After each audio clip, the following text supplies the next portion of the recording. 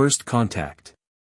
Senior observer Kreenar had served aboard the Vath space station for over 30 cycles, monitoring the deadly expanse of the Crimson Nebula. In all that time, they'd never witnessed anything quite like this.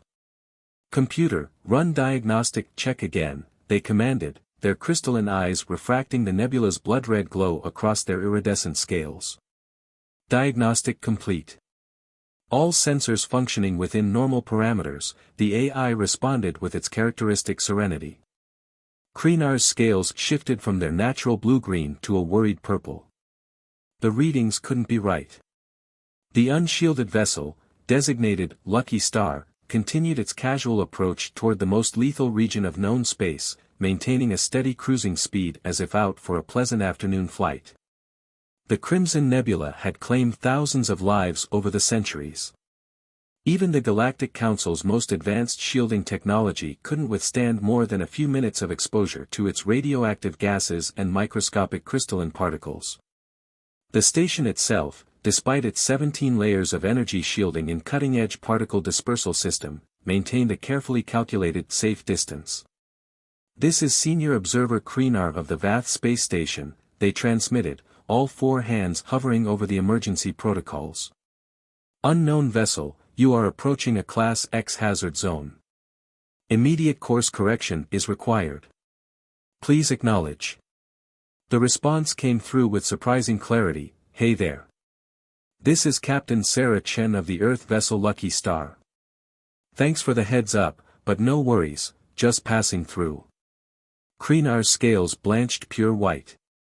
"Station, confirm origin of transmission." "Confirmed.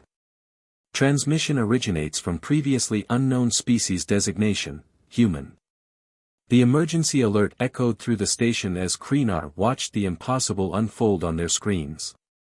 Within minutes, the observatory filled with senior staff from across the galactic spectrum, the Medusoid Chief Medical Officer Plex, their tentacles extended from their environment suit, Security Officer Rez, their mandibles clicking with nervous energy, and Engineering Chief Borax, their gelatinous form rippling with each step. "Another suicide run?" Plex asked, their translator converting harmonious whistles into standard galactic speech. "Worse," Kreenar replied. "They're not even trying to avoid it. They're heading straight through." The betting pool started immediately, as it always did during these tragic events. Various crew members shouted increasingly morbid predictions about how long the vessel would survive once it hit the particle barrier. Even Plex, despite their disapproval, methodically recorded each bet, their species' compulsion for data collection overriding their ethical concerns. 10 credits say they don't last 5 minutes, Security Officer Rez clicked. 20 on 7 minutes, Navigator Lino chirped, their bioluminescent antennae flashing with excitement. "Remember that Valaxian cruise ship last cycle? Their shields lasted 7 minutes before the crystalline particles shredded them." Engineering Chief Borax's gelatinous form rippled thoughtfully. 30 credits on 8 minutes. "My scans show their hull composition is unlike anything in our database. Might give them a few extra minutes of survival time." Lieutenant Commander Vex, their rocky exterior grinding slightly as they spoke, silenced the betting with a rumbled reminder, "You're all forgetting about the Dreadnought incident." The observatory fell silent. Everyone remembered the Galactic Fleet's most advanced battleship, with its triple reinforced shields and elite crew, barely making it a quarter of the way into the Crimson Nebula before disintegrating. But the Lucky Star didn't disintegrate. It didn't even slow down. Captain Sarah Chen's cheerful voice crackled through the comm system again, "Beautiful view in here. Those crystal formations in the gas clouds look like ruby fireworks. Mind if I transmit some footage? Our xenoanthropology department would love to compare notes on local phenomena." Kreenar's scales cycled through every shade in their emotional spectrum before settling on a mottled pattern of confusion and disbelief. "Computer, verify vessel integrity. Vessel Lucky Star maintaining structural integrity. No shield detection. Hull temperature nominal. Life signs stable." The observatory erupted in chaos. Plexa's tentacles writhed in scientific fascination. Reza's mandibles clicked so rapidly they nearly shorted out their translator. Borax separated into three distinct masses before managing to pull themselves together again. Impossible, Kreenar whispered. Computer, full spectrum analysis of the vessel's hull. The results only deepened the mystery. The Lucky Star's hull was composed of materials so basic they wouldn't have qualified for deep space certification in any civilized system. Yet somehow, the vessel was casually cruising through conditions that had defeated the most advanced technologies in the galaxy. Hey, quick question, Captain Chen's voice interrupted their collective existential crisis. We're picking up some interesting mineral readings deeper in the nebula. Would you mind if we did a quick survey? Shouldn't take more than a few days. Kreenar's secondary heart actually stopped beating for a moment. Their scales shifted to a shade of white previously unknown to their species. A few days. In the Crimson Nebula. The entire senior staff watched in horrified fascination as the Lucky Star adjusted its course, heading deeper into the lethal crimson clouds as casually as if it were changing lanes in normal space. Captain Chen, Kreenar managed to transmit, their voice steady despite their internal turmoil. Perhaps we should discuss this further. Would you be willing to dock with our station? There are protocols to consider. Oh, sure thing. Always happy to chat with new friends. Just let me collect this interesting crystal formation I'm seeing. Never encountered anything quite like it. The way it refracts light is fascinating. The senior staff watched in stunned silence as the Lucky Star's external collection arm extended into the nebula's deadliest region, scooping up samples that would have corroded any known material in seconds. Computer, Kreenar commanded weakly, begin recording all sensor data for transmission to the Galactic Council. And, update first contact protocols. I believe we may need to create an entirely new classification category. As the Lucky Star began its approach to the station, Kreenar couldn't help but wonder if the galaxy was ready for a species that treated one of its deadliest regions as a tourist attraction.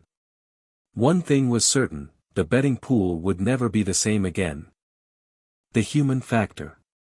The docking procedure was a nightmare of protocols that had never been tested. Vath Station's emergency containment systems weren't designed for vessels emerging from the Crimson Nebula, because nothing was supposed to survive the crossing. Decontamination cycle complete, the station's AI announced. No hazardous particles detected. Chief Medical Officer Plexa's tentacles twisted in disbelief. Impossible. Run it again. Secondary scan complete. No hazardous particles detected. Hull integrity at 100%. No radiation signatures present. Captain Sarah Chen stood in the airlock, a diminutive figure by galactic standards, wearing what appeared to be a standard exploration suit that would have offered virtually no protection against the nebula's deadly environment. She removed her helmet, revealing a face that split into what her species called a smile. Thanks for having us, she said cheerfully. Hope we didn't cause too much trouble. First time in this sector, and our NAV systems didn't flag any particular hazards. Kreenar's scales cycled through shades of confusion.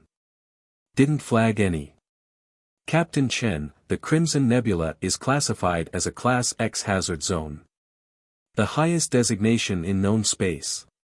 Nothing survives exposure to those conditions. Sarah's eyebrows rose. Really? Ha. Our readings just showed slightly elevated radiation levels and some interesting crystalline formations. Nothing our standard shielding couldn't handle. She paused, looking thoughtful. Though I guess that explains why we haven't seen any other ships out there. Great research opportunity though. The mineral composition of those crystals is fascinating. The entire medical team, led by Plex, descended upon the human crew with every scanning device available. The results defied explanation. Not only were the humans unharmed, but their cellular structure seemed to be actively repairing any minor damage from the nebula's radiation, a process they called normal tissue regeneration. Engineering Chief Borix was equally baffled by the Lucky Star's construction. But this is just basic titanium alloy with a standard radiation coating. It shouldn't even survive re-entry, let alone this. Sarah shrugged. Yeah, we're running a pretty basic setup. Research vessel budget, you know how it is. But she's reliable. Had to rebuild the coffee maker twice, but the hull's never given us any trouble. The station's mess hall became the site of an impromptu cultural exchange as more of the Lucky Star's crew came aboard. Dr. James Rodriguez, the ship's xenobiologist, was particularly excited to meet new species, though his enthusiasm caused several of the more sensitive crew members to require calming supplements. So you're saying none of your species can handle radiation? Rodriguez asked, fascinated. But what about natural background radiation? Solar winds? Cosmic rays? Those require significant shielding, Kreenar explained, their scales still showing traces of anxiety. Our civilizations developed in carefully selected habitable zones with minimal exposure to such hazards. Interesting. Rodriguez pulled out a data pad. You know, Earth, that's our homeworld, has pretty significant background radiation in some areas. We've got these great hot springs in Japan where people actually bathe in radioactive water for health benefits. And don't get me started on bananas. Several station crew members had to be escorted to medical after that comment. The real shock came when Sarah casually mentioned their mission parameters. We're actually mapping potential colonial expansion routes, she explained over what the humans called coffee, a stimulant brew that made Plex's tentacles curl just from the analysis. Earth's getting a bit crowded, so we're looking for new habitable zones. In the Crimson Nebula. Kreenar's scales went white again. Well, not specifically, but now that you mention it. Sarah's eyes lit up. The mineral content alone would make it viable. Plus, the radiation levels are well within acceptable limits for human habitation. Might need some light shielding for the more sensitive equipment, but otherwise. Security Officer Reza's mandibles clicked rapidly. You're saying humans would voluntarily live inside the nebula? Sure, why not? The views are gorgeous, and real estate would be cheap since nobody else is using it. Plus, think of the research opportunities. Dr. Rodriguez is already writing up a proposal for a permanent research station. The news spread through the station like a shock wave. A species that could not only survive in the Crimson Nebula but actually intended to colonize it. The implications were staggering. The Galactic Council would need to completely revise their hazard classifications, not to mention their first contact protocols. Just one question, Sarah added, seemingly oblivious to the existential crisis she was causing. We noticed some interesting energy signatures deeper in the nebula. Almost like artificial structures. Any idea what those might be? The station fell silent. Kreenar's scales shifted to a deep blue of ancient dread. The lost colonies. The civilizations that had tried to tame the Crimson Nebula before its true nature was understood. Their ruins still drifted in the crimson clouds, preserved by the same forces that had destroyed them. That, Kreenar said slowly, is a very long story. Sarah's smile widened. Well, lucky for you, we've got time. And coffee. Lots of coffee. The humans were rewriting the galaxy's understanding of what was possible, and they were just getting started. The lost colonies. The holographic display in Vath Station's main conference room showed three-dimensional maps of the Crimson Nebula's interior, areas that had been considered too dangerous to survey for centuries. The Lucky Star's casual passage through the lethal zone had provided more data in a few hours than the station had collected in decades. These energy signatures, Dr. Rodriguez pointed to several pulsing points deep within the crimson clouds, they're definitely artificial. The patterns are too regular for natural phenomena. Kreenar's scales had settled into a deep, troubled purple. The lost colonies, they confirmed. Before the nebula was properly understood, several civilizations attempted to establish outposts within it. The Artaxians were the first, nearly 1,000 years ago.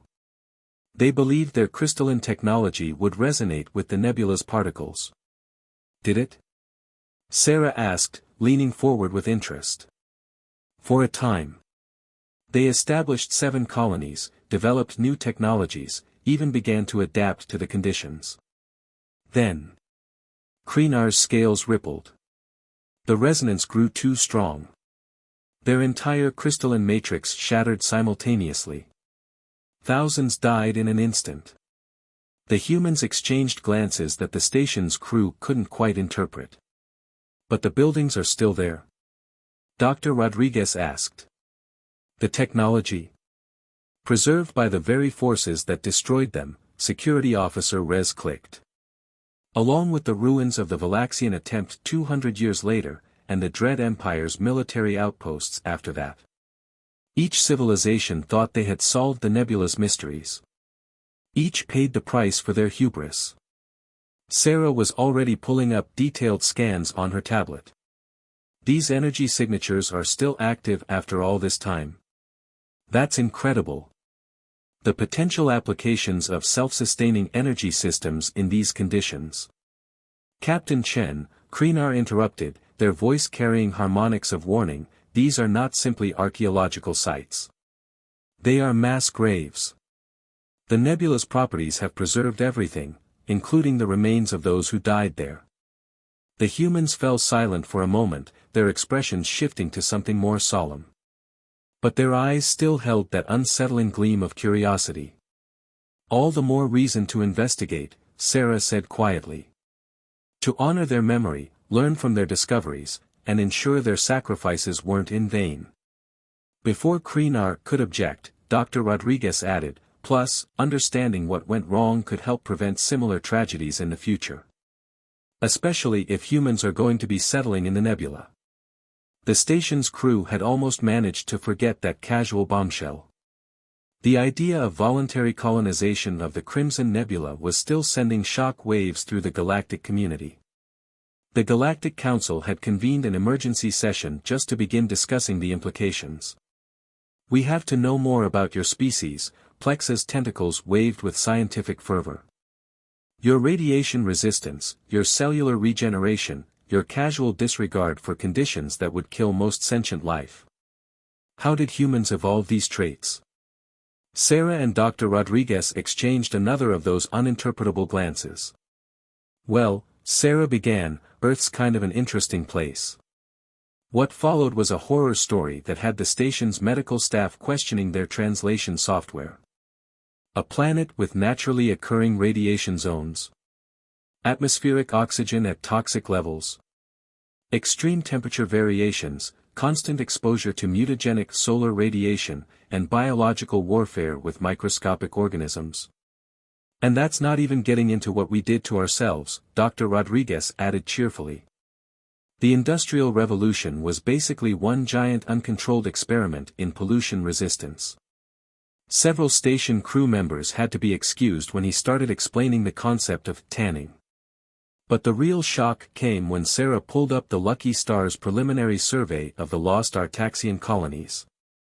Look at these energy patterns, she pointed to complex waveforms that pulsed through the ancient ruins. They're not random degradation. The system is still running, still trying to execute its original program after all these centuries. Impossible, Engineering Chief Borix rippled. Nothing could maintain coherence in those conditions for so long. Unless, Dr. Rodriguez leaned forward, his eyes bright with discovery, that was the point. What if the Artaxians didn't fail because their systems resonated too strongly with the nebula? What if they succeeded too well? A heavy silence fell over the conference room. Explain, Kreenar demanded, their scales showing bands of cautious interest beneath the worry. Look at the crystalline structure of the ruins, Rodriguez brought up detailed scans. It's not shattered, it's transformed. The entire colony network has become a single massive crystalline matrix, integrated with the nebula itself. It's not dead, it's evolved. The implications hit the station's crew like a gravitational wave. The lost colonies weren't just preserved, they were active, transformed by their centuries-long exposure to the nebula's unique properties. And now, for the first time, a species had arrived that could safely investigate them. "We're going to need a bigger research team," Sarah said with another of those unsettling smiles. "And maybe some coffee. Lots of coffee." The mysteries of the Crimson Nebula were about to be unlocked, whether the galaxy was ready or not. Awakening. The Lucky Stars survey team had grown considerably over the past month. What started as a simple exploratory mission had evolved into a full-scale archaeological expedition, with specialist teams from Earth arriving in ships that seemed impossibly fragile to the watching galaxy. Another transport just cleared the nebula's outer boundary, Kreenar reported, their scales showing the faintest tinge of resignation. They'd almost stopped having cardiac episodes every time a human vessel casually breached the supposedly lethal barrier. "That'll be the quantum archaeology team," Sarah said, not looking up from her display of the Artaxian ruins. "They're bringing some specialized equipment for interfacing with crystalline computing matrices." The station's crew had developed a sort of resigned fascination with human approaches to safety.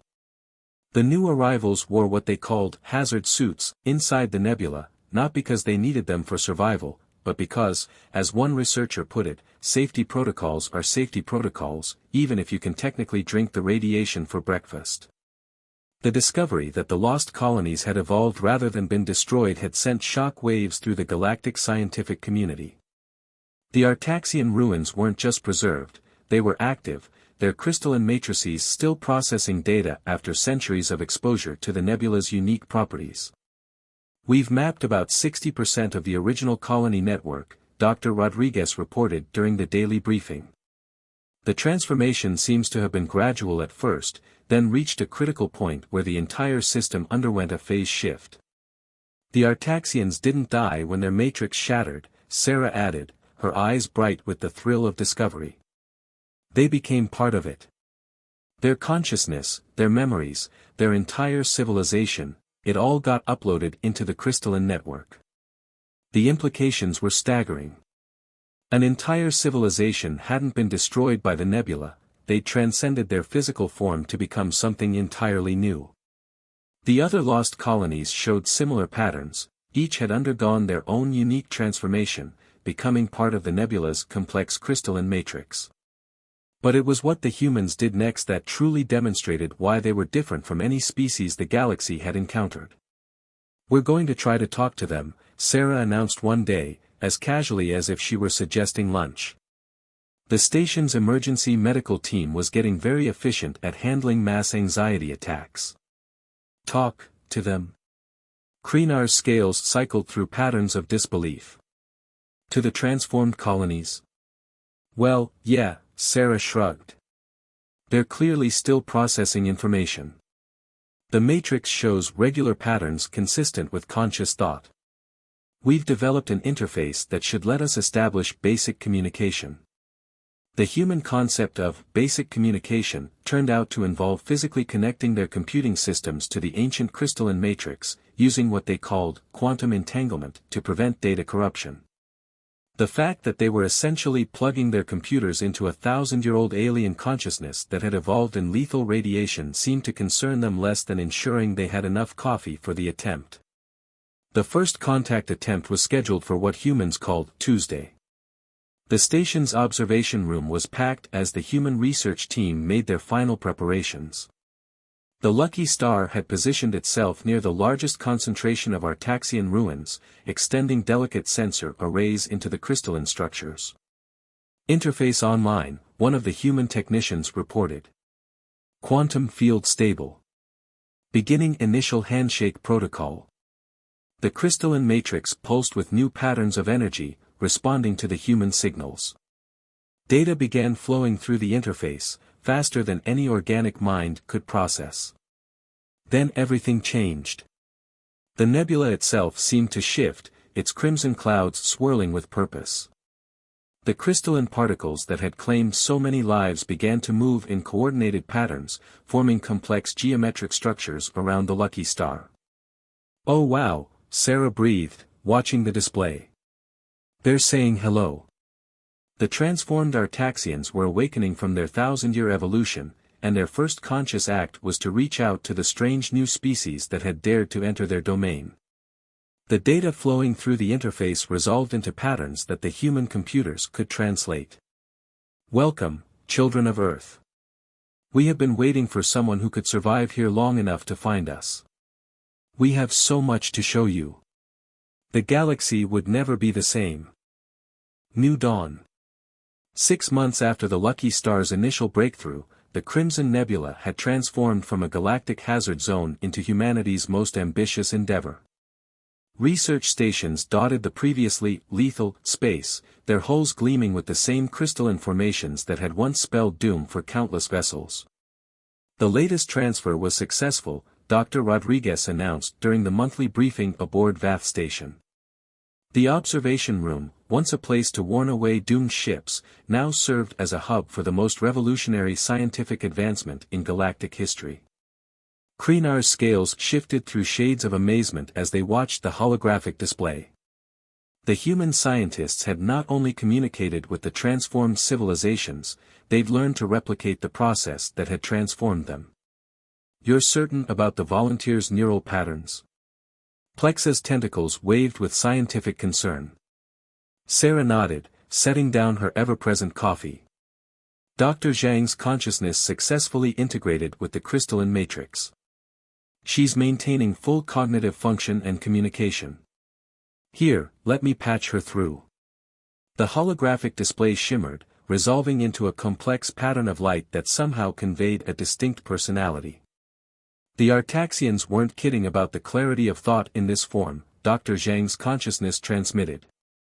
It's like having the processing power of 1,000 quantum computers, but with the creativity of organic thought. The station's crew still struggled to process how quickly humans had adapted to, and improved upon, technologies that had taken other species centuries to barely understand. Where the original transformations had been accidental and traumatic, the humans had refined it into a controlled, reversible process. The Valaxian Collective is particularly excited about the educational applications, Sarah continued, pulling up another display. Their experience of collective consciousness offers unique insights into information sharing. We're already working on adapting their methods for organic to crystalline knowledge transfer. And the Dread Empire's military technologies? Security Officer Rez clicked nervously. Reformed into defensive systems, Sarah assured them. Their expertise in energy manipulation is helping us develop better shields for conventional ships. Soon, the nebula won't be dangerous to anyone. That was perhaps the most shocking development of all. Humans weren't content to simply survive in the Crimson Nebula, they were determined to make it safe for everyone. The first non-human test of the new shielding technology is scheduled for next week, Dr. Rodriguez added. Assuming the Galactic Council approves the safety protocols. Kreenar's scales rippled with anticipation. They will. After seeing humans casually solve problems that plagued us for centuries, the Council has learned to trust your species' unique approach to impossible situations. The transformation of the Crimson Nebula was more than just a scientific breakthrough, it represented a fundamental shift in how the galaxy viewed the nature of life itself. The boundary between organic and artificial, between matter and consciousness, had been redrawn. The Artaxians are proposing something interesting, Sarah said, her eyes gleaming with that now familiar look of human excitement that usually preceded something revolutionary. They believe their 1,000 years of evolution in the nebula was just the beginning. With human adaptability and their crystalline technology, we might be able to explore forms of existence we never imagined possible. A junior officer rushed into the observation room, their phosphorescent tendrils pulsing with excitement. Captain Chen. The Deep Nebula scan results just came in. You need to see this. The holographic display shifted to show the heart of the Crimson Nebula, where the crystalline particles were densest. Within the crimson clouds, patterns were forming, not random formations, but organized structures that defied conventional physics. It's like the nebula itself is awakening, Kreenar whispered, their scales shifting to a shade of wonder previously unknown to their species. Sarah's smile widened. No, not awakening. Evolving. Just like we are. She turned to address the gathered crew. The transformed civilizations weren't just surviving in the nebula, they were preparing it. Creating the conditions for something entirely new. And now, with humanity's help, it's finally ready to begin. The holographic display showed more than just data now. The crystalline structures were forming complex networks, creating pathways through space that shouldn't have been possible. The Crimson Nebula was becoming something that had never existed before, a bridge between organic and crystalline existence, between matter and energy, between the known and the unimaginable. Remember how you all thought nothing could survive in the Crimson Nebula? Sarah asked, her eyes reflecting the swirling crimson light. Turns out you were right. Nothing could survive here, because this place wasn't meant for survival. It was meant for transformation. As if in response to her words, the nebula pulsed with new energy, its crimson light shifting through colors that had no names in any language. The transformed civilizations, the human researchers, and the very fabric of space itself were beginning to dance to a rhythm that promised to reshape the galaxy's understanding of what was possible. And aboard Vath Station, watching this new dawn unfold, Kreenar finally understood why humans were different. It wasn't just their physical resilience or their casual disregard for impossible odds. It was their ability to see beyond survival, beyond preservation, beyond the boundaries that other species accepted as absolute. The Crimson Nebula had not been tamed, it had been understood. And in that understanding, something new was being born. So, Sarah said, already pulling up plans for the next phase of research, who's ready to help us rewrite the laws of physics? We've got plenty of coffee. The galaxy would never be the same. And that, perhaps, was exactly what it needed.